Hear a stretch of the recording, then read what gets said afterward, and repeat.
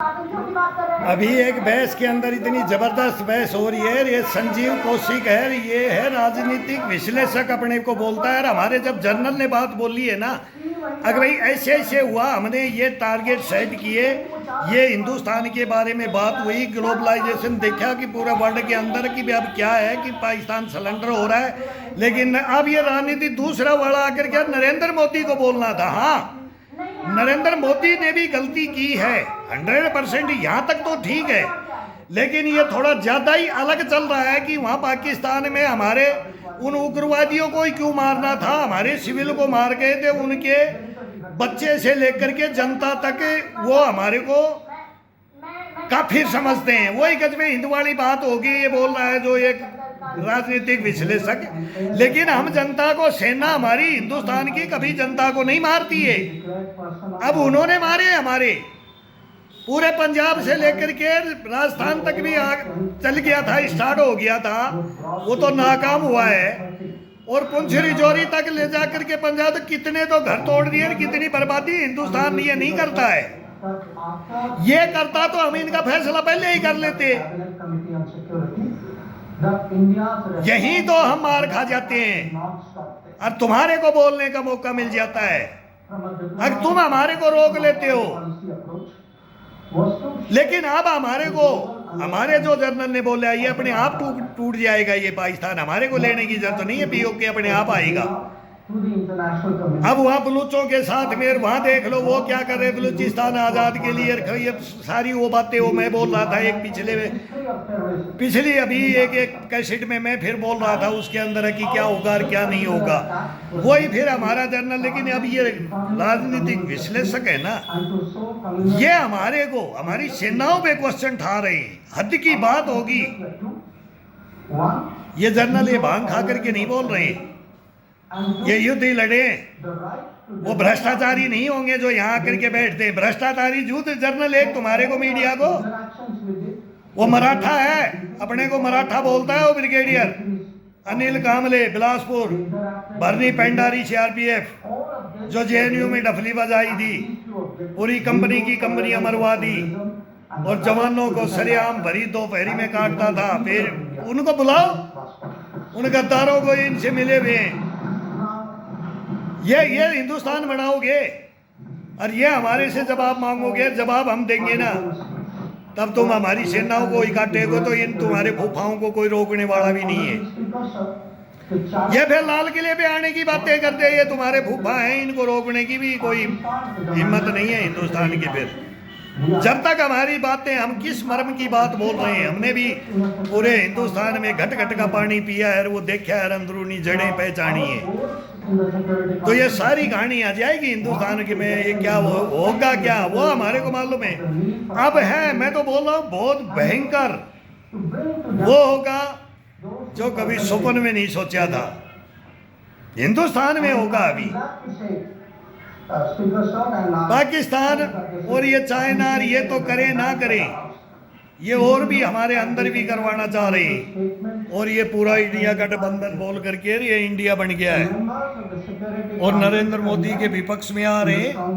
और अभी मैं सुन रहा हूँ कि अभी गडकरी साहब को भी लाने की सोच रहे हैं। सुब्रमण्यम साहब और एक वो IPS गाली देता है नरेंद्र मोदी को, चरित्र पे भी हनन कर रहे हैं नरेंद्र मोदी के।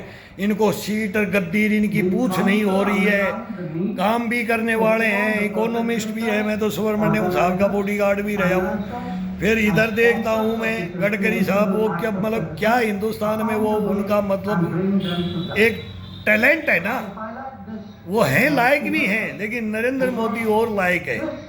इनके बाद में नंबर आ जाए, पता नहीं कैसे, जैसे वाजपेयी साहब को बीच में हिंदुस्तान ने ले लिया था और वो कोमा में चले गए थे, ऐसे नरेंद्र मोदी के साथ भगवान करे ना करे कोई बात आए संभालने वाला फिर गडकरी है, फिर योगी भी है, फिर राजनाथ भी है। कितने प्रधानमंत्री है, बाकी विपक्ष में कोई आज की डेट में कोई प्रधानमंत्री नहीं है। पूरा इंडिया बन गया है ना, इसमें कोई आज की डेट में ये नहीं दिखता है कि हिंदुस्तान का ये डंका पीट सकता है। इस हिंदुस्तान को ये उन्नति, मैं तो बोलता हूँ कि ये सारी जो खरीद रहे बन रहे हैं ना, ये मिसाइलें भुसाइलें, ये पनडुब्बी आ रही है, सारा बेचना दे आकर के ये कर दे कि अब हिंदुस्तान है हमारे हाथ से निकल गया है। ये अपने अंडर में रखना चाहते हैं हिंदुस्तान को। अब हिंदुस्तान की जनता समझ गई है राजा कौन क्या चाहता है, कैसी प्रजा चाहता है और कैसा पड़ोस चाहता है और कितना सहन शक्ति चाहता है, वो सारी चीज़ें आ गई हैं। और नहीं तो एक दिन ये उस कगार पे आ जाएगा, अगर चुप रह गए तो उस कगार पे आ जाएगा। अगर अपने ही हिंदुस्तान के अंदर हिंदू मुस्लिम सिख ईसाई के दंगे करवा देंगे, ये जातियों में बांट देंगे, तोड़ देंगे। कर रहे ये पार्लियामेंट कर रही है, इनके ऊपर बात करो, हमारी सेना के ऊपर बात मत करो। आज तुमने हमारी सेना के बारे में बोल रहा है ना, तो सेना के मैं तो पहले भी बोलता था, अब तुम्हारे बारे में हम बोलेंगे। अब होगी अब एस जयशंकर का चल रहा है, तो एस जयशंकर मैं बोलता हूँ कि बहुत मांडेड। अभी अमेरिका से नहीं दबया एस जयशंकर और हिंदुस्तान नहीं दबया, एस जयशंकर थोड़ी हिंदुस्तान नहीं दबया। कितना हमारा रशिया से इन्होंने रोका है और कैसे शेर की तरह से लड़ रहा है।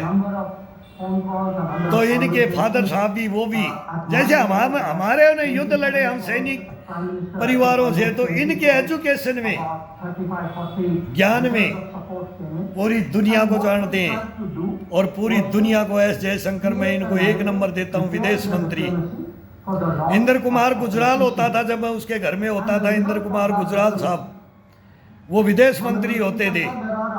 और 2 नंबर महारानी बाग बैक साइड में मेनका गांधी जी रहती थी। तुरंत इंदिरा गांधी हत्याकांड के बाद में फिर राजीव गांधी आ जाते हैं, फिर क्या हमारी ड्यूटियां शुरू होती हैं कहाँ से, इंदिरा गांधी हत्याकांड से। लास्ट ड्यूटी हमने की थी इंदिरा, आयरन लेडी बोलते हैं, लेकिन हीरो फेवरेट मेरी आयरन लेडी। फिर वो हमारे बोलते थे पूर्वज, बोले क्या की आयरन लेडी, बोले टेबल पे बैठ के हार गई। वो अमेरिका को जवाब दे दिया, 7वां बेड़ा खड़ा कर दिया रूस ने, बोला आ गया, बोला आ जा तू भी आ जा, हिंदुस्तान तेरा और हिंदुस्तान मेरा, रूस मेरा, हिंदुस्तान ये तेरा। और जब भाई भाई बने फिर तनी तनातनी। और अब ये तनातनी, अब क्या ट्रम्प को क्या पूछना है, ट्रम्प को कौन सा व्यापार है, कौन सा टैरिफ, उसको चाहिए हिंदुस्तान, हमारे को नहीं चाहिए अमेरिका। अब ये भी सोच ले, ये बता देना चाहिए, नरेंद्र मोदी बता रहा है हाँ भाई हिंदुस्तान को चाहिए, अमेरिका को चाहिए हिंदुस्तान, नहीं तो वो अमेरिका की गद्दी हिलेगी। अब चाइना खड़ा हो गया है, रूस खड़ा होगा, ईरान, और फिर वो किंग जोंग खड़ा हो गया, अब हिंदुस्तान अपनी दम पे खड़ा है। वो बात करो पार्लियामेंट में कि आज हमारी स्थिति क्या बन रही है। हमारे को सब हथियार देने के लिए खड़े हैं, तू ये ले। अमेरिका भी दे रहा है तो हमारा साथ भी है उसका, वो ठीक है हमारी दोस्ती है, हाथ मिलाएगा तो सही बराबर का मिलाएंगे। वो बोला ना, नरेंद्र मोदी ने बोला था ये आंख ना झुका के बात करेंगे, ना उठा के बात, आंख मिला के बात करेंगे। तो ये कर रहा है हिंदुस्तान में, यही तो है नरेंद्र मोदी का कमाल, सीधी बात कर रहा है, दुनिया तक में दे रही है। हिंदुस्तान में 10 साल और रुक जाओ, रह लेने दो इसको, मैं इसको दधीच बोलता हूँ। फिटनेस है अभी तो बाइडेन ही अभी पढ़ने के लिए, फिर ट्रम्प अब फिर संशोधन करके रहेगा, उधर पुतिन रह रहा है, इधर जिनपिंग, ये तानाशाही से रह रहे हैं। और नरेंद्र मोदी को इनके मुकाबले में एक बादशाह हिंदुस्तान की जनता ने, हिंदुस्तान ने खड़ा कर दिया नरेंद्र मोदी को। और औरों का नंबर भी है, खड़ी पब्लिक शानी होगी, जागरूक होगी ये पब्लिक, आके प्रधानमंत्री डिक्लेयर करती जा रही है। तो अब आनंद भी आएगा और ये देश उन्नति की ओर भी जाएगा, ये हकीकत है। ये इंडिया समझ जाओ, ये गठबंधन सारे समझ जाओ। अब सारी कांग्रेस हो गए हो तुम सब मिल गए, तुम सब कांग्रेसी हो, या फिर कांग्रेस भी क्षेत्रीय पार्टी है, तुम क्षेत्रीय पार्टियों में बट जाओगे और हिंदुस्तान के अंदर राज करेगा राजा। अब वो कोई भी हो, सेलेक्ट करेगी पब्लिक राजा को। तो ऐसे तुम भी सेलेक्ट हो, मैं बोलता हूँ कबड्डी में काका का कोई काम नहीं है। पहले तो पाकिस्तान को और चाइना को नकार दो। वो एक प्रोफेसर आता है, वो बोलता है फौज को ब्लड नहीं देना, और वो फौज के लिए हमारे डिबेट में बैठाते हैं। मेरा जैसा हो तो एक थप्पड़ तो मार ही दूंगा, उसकी सजा खा लूंगा, बैक रूल फ्रंट रूल, कान पकड़ के उठक बैठक मार दूंगा। पिट्ठू खा लूंगा, लेकिन एक थप्पड़ तो मार ही दूंगा अगर सेना के बारे में ऐसी बातें करते। ये मीडिया में करते हैं हमारी नेता लोग, हमारे मेजर जनरल लोग ऐसे ऐसे शब्द बोल जाते हैं तो बोलेंगे तू इस पार्टी का है, तू इस पार्टी का। हमारी कोई पार्टी नहीं है, हमारी कोई पार्टी नहीं है। सच्चाई हमारे पास है, वो मालूम है। इन्होंने भी गलत किया है, इन्होंने भी किया है। सब बदमाश हैं, सब रिश्वतखोर है। कोई व्हाइट कॉलर लालू प्रसाद बोलता था, एक बोला मेरे को बोलते हैं चारा खा गया, चारा खा गया। बोले डेली हंगामा करते हो। बोले एक भी खड़ा होकर के दिखा दो इस पार्लियामेंट के अंदर जिसने नहीं खाया। बोले सारे सफेद कलर चोर हैं। तो बोला रहा तेरे वो, या तो तू भी ऐसा ही, अब तू बोलते मुझे मेरे घुसने नहीं देते यहाँ, तो मेंबरशिप दे दो, मुझे मेंबरशिप दे दो, फिर हम देखेंगे ये कौन किस पे बहस करता है। और फिर हम बीच में, हम तो देसी डायलॉग जो पूर्वजों के सामने हुआ, हमारे सामने हुआ, देश के सामने हुआ, और अब हो रहा है, पहले क्या हुआ, और वो सारी कहानी आती है। देश को सारा बताना पड़ेगा, समझाना पड़ेगा, और उस चीज को ये लेते नहीं हमारे को। क्या करें, नेता तो बन नहीं सकते अब, ना सेना में जा सकते। ये गद्दार है, देशद्रोही घोषित कर दिया। अब बीच में लटक रहे हैं, तब हम बोलते हैं कि मैं पार्लियामेंट में सुसाइड बेल्ट लाके और बोलूंगा वो दम सिंह की तरह बोलो फाड़ता हूँ, और एक धमाका करके कि मेरी आवाज़ सुनो। अब ये करे कि क्या करे कि प्रोटोकॉल तोड़े कि भाई इनसे कैसे हमारी बातें हो। तो ये हिंदुस्तान की सच्चाइयाँ है ना, वो हमने तो ग्राउंड में देखी है, ऑब्जर्वेशनों में देखी है, गाँव में देखी है, शहरों में देखी है, डाक बंगलाओं में देखी है, कोठी बंगलों में देखी है। इन्हीं के साथ में रहते हैं, मौका मिलता है सभी, वो ड्यूटियाँ मिलती हैं, उन ड्यूटियों के अंदर ये खेल और एक खिलाड़ी का मदारी का तमाशा, तो फिर ये ऐसा यासी करते हैं सब, और जनता को मरवाते हैं गाड़ियों में। कभी कोई कहीं दंगे, कहीं दंगे, कहीं दंगे, फिर बोट दारू चलेगी, फिर बोलेंगे ये, फिर बोलेंगे ठप्पा भी मैं ये की लगा दूर। वो मतलब तानाशाही वो राज किया है, इन्होंने पहले किया है, और अब वो मशीनों को भी ये नकार रहे, अब वो ही लेना चाह रहे हैं। इनकी बस की बात नहीं है। अब ये जो जनगणना अब वो कर दिया है कि भाई ये वोटिंग का कितने वैध बाहर भी हैं, मर भी गए, लेकिन ये तो सब ठप्पे, ये तो मतपेटियां भर भर करके रखने वाले हैं। बंगलों में भरो और चेंज कर दो, सारा इन्हीं का वो लटपपेड़ा का वो राज, वो फिर ये लेना चाहते हैं हिंदुस्तान में। और अब बिहार खड़ा है इलेक्शन में, देखो बिहार में फिर लालू प्रसाद के बेटे खड़े हो गए। लालू प्रसाद बिहार के अंदर क्या रोल था उनका, क्या भ्रष्टाचारी थी, क्या दादागिरी, क्या गुंडागिरी, पिक्चर बन गई वो तो नदिया पार जा करके। हम मोकामा घाट में रहते थे, पटना के अंदर रहते थे, राजेंद्र स्टेडियम में, ये पप्पू यादव ये छोकरा ये उछल कूद करके क्या किया, राजनेता बन के बैठ गया तो ये 0 माइल पे भ्रष्ट मारने वाले नेता आ गए भी हिंदुस्तान में कि मैं गुंडा आया हूँ, ये कर मैं सही हूँ, मैं गुंडा हूँ, मैं इस बाहुबल पे मैं नेता बनूंगा। बने पप्पू यादव, हमारा उनका यही झटका देखते थे, क्या क्या हुआ है ये आजकल नेता बनो और क्या क्या करो, ये सब इनका सब पता है।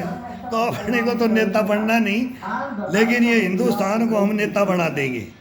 जनता को बढ़ाओ, जनता को जागरूक करो, सब लूट खसोट इनकी बंद करो, देश से गद्दारियां बंद करो, निर्दोषों को मारना बंद करो, किसी की हत्याएं। ये बोलते 84 लाख योनियों में घूम करके इंसान आता है और वो निर्दोष को मार दिया जाए, उसकी सुपारी ले लिया जाएगी। वो कायर मरवाने वाला कुछ नहीं है, वो खुद निर्दोषी है। मरवाने वाला कभी भी, मैं बोलता हूँ, सुपारी कोई बोले यार मेरा पेट नहीं भर रहा यार, मैं दे दूंगा तेरे को ये पैसा तू, लेकिन ये निर्दोष को मत मार। तू क्या यार, तू शूटर होगा क्या, तू इंसान मतलब जवान एक मर्द होगा कि तू सुपारी लेकर के किलिंग कर देगा? और उसके भावनाओं से, उनकी क्या था, वो क्यों हुआ था ऐसा, उसकी भावनाओं से खिलवाड़, उसका खत्म कर दिया जाए, उसका जीवन और उसका लड़ने का जज्बा तोड़ दिया जाए, और उसकी सुपारी ले ली जाए निर्दोष की। वो पैसा तुमको कहाँ लगेगा रे? होते हैं, अपराध होते हैं, एक से एक अपराधियों से बात की है उसमें हमने कितना क्या किया, ये उसके अंदर हम भी थे। तो हम तो लड़ने के लिए थे, हिंदुस्तान को सुधारने के लिए, और वो सुधरते थे, सोचते थे ना। तो बातें होती थी तो बोले गुरु जी सही बात बोल रहे हो। नहीं गुरु मत बोलो यार भाई, गले मिल के बात करेंगे यार। हिंदुस्तान है, जन्म लेते हो यार। तुम आदिवासी इलाकों में बात करते थे, कश्मीर में मुसलमानों से बात करते थे, आसाम में उनसे बात करते थे, सब मतलब जो भी जाते थे पंजाब से उनसे बात करते थे यार। मार्शल कौम और इसके अंदर क्या हो रहा है यार। वो आप जलता हुआ पंजाब देखा हुआ, उड़ता हुआ पंजाब देख रहे हैं, और वो टूटता हुआ कश्मीर, रात रात वो नगरोटार, वो मैं क्या बोलता हूँ पलोडार, वो छन्नी हिम्मतर, बंतलावर, नदियों में इनको ये टमाटर जैसे बच्चे बच्चियाँ छोटे छोटे, लाल सेव जैसे इनके गाल, बोला लालू ने बोला था ना हेमा मालिनी के गाल, उन बच्चों के गाल, उनसे प्यार करो। वो रोते बिलखते थे, हम देखते थे, ड्यूटियाँ करते, यहाँ भी ना मार जाए इनको। और आज हिंदुस्तान में ये हो गया कि हिंदुस्तान से हिंदुओं का पलायन हो गया। कश्मीर से, कश्यप ऋषि का कश्मीर, क्या क्या था, खीर भवानी, फिर पाकिस्तान में वो कटाक्ष मंदिर है, क्या हिस्ट्री हमारी पाकिस्तान की, लाहौर की, लवकुश की, क्या इस्लामाबाद, कराची, राज हिंदुस्तान एक होता है। लेकिन क्या कर दिया, तो वो पुराने बताते थे, बोले लाल बहादुर शास्त्री का कमाल था ही, बन जाने देना था एक बार जिन्ना को। वो आज़ादी में हिंदू मुस्लिम हम एक ही थे, आज भी बोलते हैं अपने एक ही डीएनए, वो हकीकत है। तो वो सारी चीज़ है। तो वो तो बाबर तो कितने 1600 सैनिक लेकर के 1400 से 1600 सैनिक बोलते हैं, दो जगह पढ़ा है मैंने। 1600 सैनिक खैबर दर्रे से लेकर के वो प्रवेश किया था हिंदुस्तान में। तो यहाँ वो बढ़ाए औरंगजेब की वो कहानियाँ थी, वो क्या था क्या नहीं, उनमें जाने दो। अब जो हैं वो कोई पाकिस्तान नहीं जाएगा। तो बीजेपी को भी अब ये नारे रही है, ये गुंडागर्दी बंद करनी चाहिए, इनके नेताओं को भी गुंडागर्दी बंद करनी चाहिए। इनको भी अब ये क्या क्या ड्रामा कर रहे हैं, ये क्या सब है, ये रोडों के ऊपर क्या कर रहे हैं, ये इनके जो हैं। अब नरेंद्र मोदी इनका बिल्ला वो पत्ता भी काटे। अब जो आए गलत बयानबाजी आए, ये आए, जब फिर मुसलमानों पे भी असर होगा, और फिर ये आएगा धीरे धीरे डाउन। लेकिन अब करना जरूरी हो गया है। अब धमकियां नहीं चलेंगी, धमकियों को घटा दो, मिठास को थोड़ा थोड़ा हिंदुस्तान में डालो। होगा 100% मेरे को लग रहा है। अब मुसलमान भी समझेगा और हिंदू भी समझेगा। क्यों पाकिस्तान को हम समझा देंगे ना, बांग्लादेश को समझा देंगे ना, चाइना को समझा देंगे ना, तब, इससे पहले नहीं। इसलिए नरेंद्र मोदी ताकत में हिंदुस्तान को, हथियारों में, ये क्या पावर में क्या किया है अभी देखा है ना सिंदूर के अंदर। हम भी रह गए कि इजराइल का युद्ध देख लो, हमास हुती हिजबुल्ला का देख लो, फिर इधर यूक्रेन का, रशिया का देख रहे हैं, टीम में मिसाइलें क्या चल रहे हैं, ड्रोन, और कितना भयंकर नुकसान। लेकिन हिंदुस्तान के, इन्होंने तो सीधी दिल्ली पे मार दी थी, तो परमाणु में मार सकता है, मरता क्या नहीं करता, वो तो लास्ट वाला है ही, वो हथियार है ही। और इनका तो वही बददिमाग रहता है, जनरल मुनीर जैसे आते हैं कि वो फील्ड मार्शल, मैं ही बगैर लड़े, मैं ही किंग हूँ, मैं तो दिल्ली पे बम मारूंगा। अब वो मारी भी थी, वो मिसाइल एक दिल्ली पे थी, वो गिरा दी थी, इनकी वो चाइना से ली थी इन्होंने, कोई भी और। लेकिन हमारी बरमोस कहाँ तक मार दी, हम मारेंगे तब। लेकिन इनकी सोच समझ नहीं है। लेकिन हमारे को भी नहीं पता था कि नरेंद्र मोदी, मेरे को 100% पता था कि हिंदुस्तान को ताकत में एक नंबर ले जा रहा है। ये जल से, थल से, नभ से नरेंद्र मोदी ने क्या किया है, सबसे जबरदस्त यही काम किया है अभी तक। हिंदुस्तान का अंदर का काम तो रोना पीटना है, ये तो चलता रहता है राजनीति, ये तो इनका काम है, ये पक्ष विपक्ष में चलता रहता है। लेकिन जो अब सरकार कर रही है वो सही कर रही है। जब इनकी थी, जब नरसिम्हा राव की थी, एक नंबर कर रहा था नरसिम्हा राव और मनमोहन सिंह, और फिर इंदिरा गांधी सही भी कर रही थी, गलत भी कर रही थी, नेहरू गलत भी कर रहा था, सही भी कर रहा था। वो पहले ज़्यादा गलतियां कर गया, बाद में फिर गलतियां कर गया। कश्मीर पे धीरे धीरे मतलब वो भी गलतियां करता गया, लेकिन प्रोग्रेस में तो जो राजा होगा उसमें सब में होगा। तो वो भी कर रहा था, वो भी इंदिरा भी कर रही थी, नेहरू भी कर रहा था, वो भी मनमोहन सिंह के टाइम में देश का बेड़ा गर्क हो गया था, गड्ढे में चला गया था। आज ये बोल रहे हैं पार्लियामेंट नहीं, इनके हाथ से राज चला गया। मनमोहन सिंह जहाँ गद्दी पे बैठा था वहाँ से कांग्रेस खत्म हो गई। वो अब दोबारा से तुम बढ़ाओ उसको। अब देखते हैं तुम कैसे बढ़ाते हो, देखते हैं। वो थ्योरी तुम्हारे को कोई बताएगी अब तुम्हारे को क्या करना चाहिए, क्या बोलना चाहिए, वो हमारे से पूछ लो। हम भी कांग्रेस के फॉलोवर थे, आप भी हैं। आगे एक बार मैं तो बोलता हूँ, राहुल तो बच्चा है मेरा, प्रियंका और बीटीआर, मैं तो बोलता हूँ इनको कि एक बार तो राजा बनता। मैं गांव में बोलता था कि ऐसे हैं ऐसे राजा बनेंगे, मगर हम बताते थे इनके बारे में। अभी भी इसको एक बार राजा देखना चाहता हूँ, लेकिन अभी टाइम नहीं है। 10-15 साल है, लेकिन फाइट कर बढ़िया। राहुल को फाइट नहीं आती है, बोलने का नहीं पता है, मजाक उड़वा लेता है, पप्पू कहला जाता है। ये गलत है उनके साथ में, मैं जानता हूँ। मैं तो घर की नहीं बताऊंगा, उनकी प्राइवेट लाइफ में से बात नहीं करूंगा। मेरे को सब कुछ पता है। राहुल यहाँ कामयाब नहीं है, वो मेरे को पता है कैसी। और प्रियंका वो लायक थी, लेकिन वो उसको भी ले मरे, वो अलग वो कहानियाँ हैं इनकी, फिर वो सब हिंदुस्तान को पता है ये। लेकिन इनको लड़ाई लड़नी चाहिए। अब इनके बारे में भी हम बताएंगे कभी। मैं पर्सनल बताता हूँ कि मेरे को रख लो, मैं बताता हूँ सच्चाइयाँ। फिर सच्चाइयाँ हम आरएसएस की भी बता देंगे। अब आरएसएस के अब फॉलोवर होते जा रहे हैं। जब ये मुसलमानों को साथ लेने की बात कर रहे नहीं, हम भी इनके फॉलोवर नहीं थे। हम भी लुधियाना में, जलंधर में इनके लाठी ले लेके आते थे भाई, नेकर पहन के, तो हमारी ड्यूटियाँ इनको उग्रवादी मारते थे। वो तो कहानियाँ थी, हमने ड्यूटियाँ की हैं। तब हमने मालूम लगा था 1984 में, फिर इंदिरा कांड से, और हम दिल्ली से फिर यहाँ हो गया गदर फिरोजपुर के अंदर हम चले गए। तो फर्स्ट में मैंने देखा था कि आरएसएस क्या नहीं, हमारे को आरएसएस का ही नहीं पता आरएसएस क्या संस्था थी भाई। हम ये पता था कि हिंदूवादी ये संगठन, तो उसमें गोडसे किसने मारा गांधी को, और ये कहानियाँ ये चलती रही, वीर सावरकर कौन, और फिर इतिहास पढ़ा तो उसके अंदर तो फिर ये अलग ही इतिहास आता है कि गोडसे कौन था, सावरकर कौन था, और महात्मा गांधी कौन था, जवाहरलाल नेहरू कौन था। फिर तो बहुत बड़ी बात, जिन्ना कौन था, और फिर सरदार वल्लभ भाई पटेल कौन था, किसको कितने वोट मिले, कौन देश को चलाएगा, आजादी ली तो किसने लड़े कौन, और एक्सेप्ट हिंदुस्तान ने किसको किया, बना कोई।